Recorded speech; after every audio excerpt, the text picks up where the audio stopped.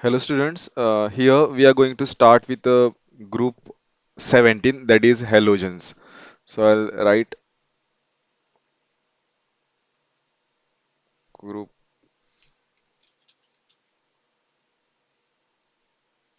17. Okay, this group has a seven elements of this group has seven outermost electrons. Okay, this is also known as halogens. Now, which are the elements which halogen group consists of? Like it's very simple. It is a fluorine, chlorine, bromine, iodine, and astatine. Okay, these are the elements of the group 15. Sorry, group 17. Now, here, okay, I'll write the full name of the elements. It will be very easy for you to. Fluorine is Fluorin. This is fluorine. Then chlorine,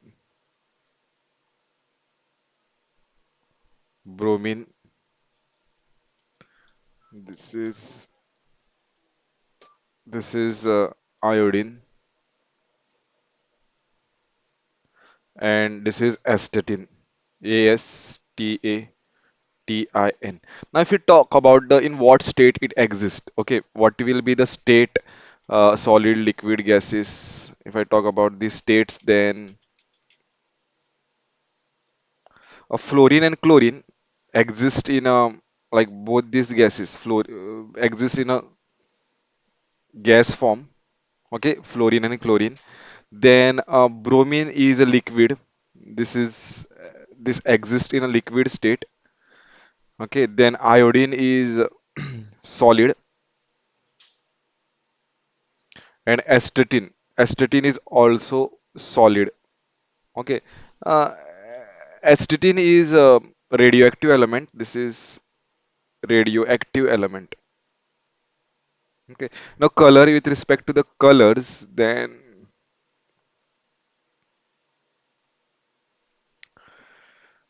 this is yellow. Okay, fluorine is yellow color. Then chlorine gas is yellow green.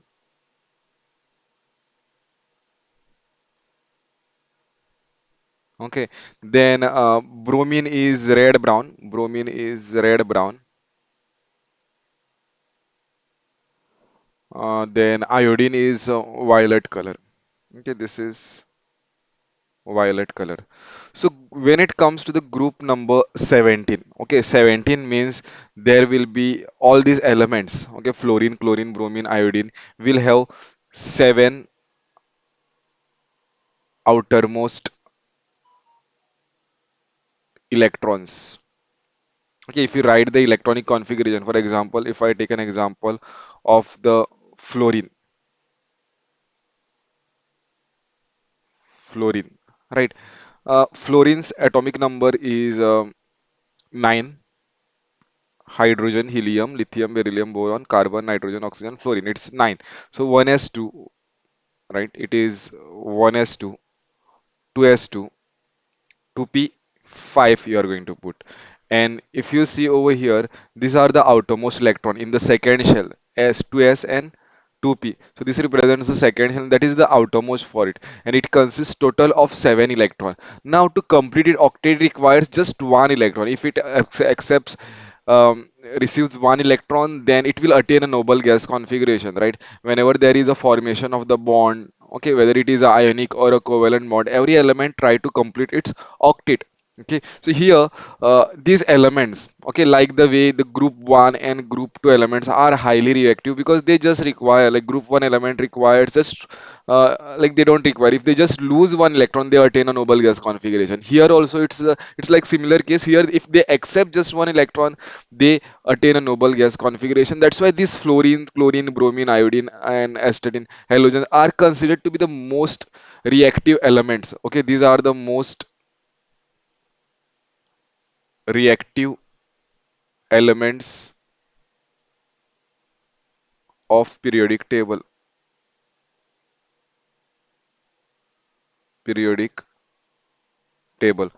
So this is the thing about the reactivity. Why it is reactive? Just require one electron to attain a noble gas configuration, because after 17 it is a group 18 which we know to be a noble gas elements. With respect to the atomic radius, everyone knows what is a trend, and I will just brief up over here. If first thing it is atomic radius.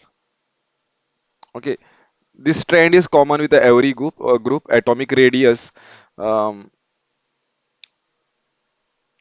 it increases it increases down the group, right? This is about the electron atomic radius. Now second property is ionization enthalpy. Now what is ionization enthalpy? It is energy required it is energy required to remove the outermost electron from the neutral gaseous atom, right? So that is what the ionization. Now ionization enthalpy is inversely related to the atomic radius or atomic size. Means as we go down the group, atomic radius increases, so ionization enthalpy also decreases. Ionization enthalpy means it depends upon the distance between the nucleus and the outermost electron. If that is less, then you will require more energy to require it will you will require more energy to remove the outermost electron. So ionization enthalpy is inversely related to the atomic size. So as we go down the group, size increases. Therefore, what will happen? Ionization enthalpy ionization enthalpy down the group, or I can write decreases down the group,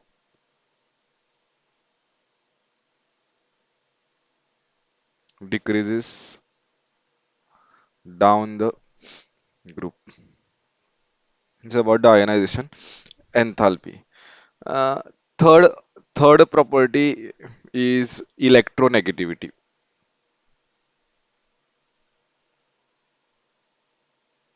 Negativity. Now, electronegativity is a tendency of an element to attract share pair of electron towards itself, right? In a covalent bond. That is what it is a tendency. It is a nature. So, electronegativity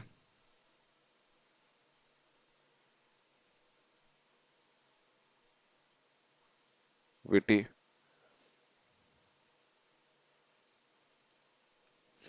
decreases down the group. This is what we know. Then the fourth property is electron gain enthalpy, right? Full form, electron gain enthalpy. Now, electron gain enthalpy, generally speaking, I will write the trend. It decreases down the group, but it is not that way. Like fluorine will have higher than chlorine. Electron gain enthalpy is the energy release. By definition, it is the energy release when electron is added to the neutral gaseous atom. Now here, chlorine is first, then fluorine. Usually it should be a fluorine, then chlorine, but this is an exception, that chlorine, then fluorine, then bromine, and then iodine. This is a trend. Now, here the thing is, chlorine has more negative value of electron gain enthalpy than the fluorine. Means more negative electron gain enthalpy means you can add the electrons to that particular atom very easily. Okay, means electron gain enthalpy is more. So chlorine is having more electron gain enthalpy, means ease of accepting electron is more in the case of chlorine than compared to the fluorine. Although fluorine has high electronegativity. Now this question may come in an exam many times. It is asked like why it is an exception. So most of the time. Papers, okay, paper question paper, it is they tend to ask some exceptions. So why chlorine's electron gain enthalpy is more than that of the fluorine? But according to the trend, what happens if we just look at the size? Okay, if I'll just draw the this. Let's say this is the first orbit of the fluorine. This is second. Let's say this is a fluorine molecule, and this is the nucleus. And let's put some electrons over here. One, two. In the second shell, there will be seven, three, four, six, seven. These are seven. This is what the structure of the fluorine. Now, respectively, as we go down the group, like if it is a fluorine, then chlorine, then bromine, then iodine. Okay, then chlorine's atomic the radius will be more, right? So if I want to write the atomic radius of the chlorine, then it would be something like this.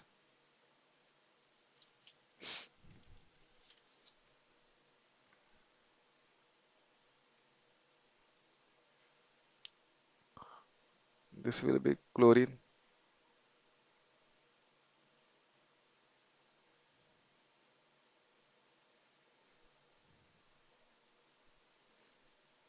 Here we have to put two electron here, seven.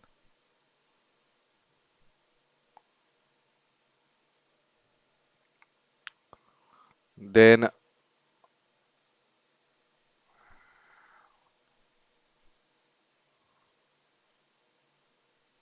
and here it will be a seven. One, two, three, four, five, six, seven.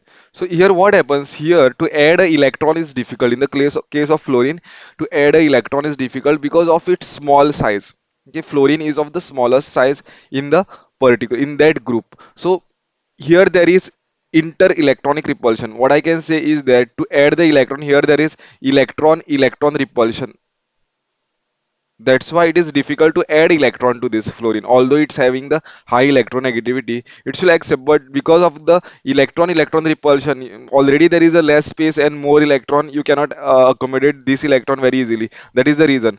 Okay, because of its extremely small size, electron-electron repulsion because of extremely small size, extremely small size. Okay, here that electronic repulsion will be less. That's why chlorine is having higher electron gain enthalpy than fluorine, then bromine and iodine. Iodine will be the least.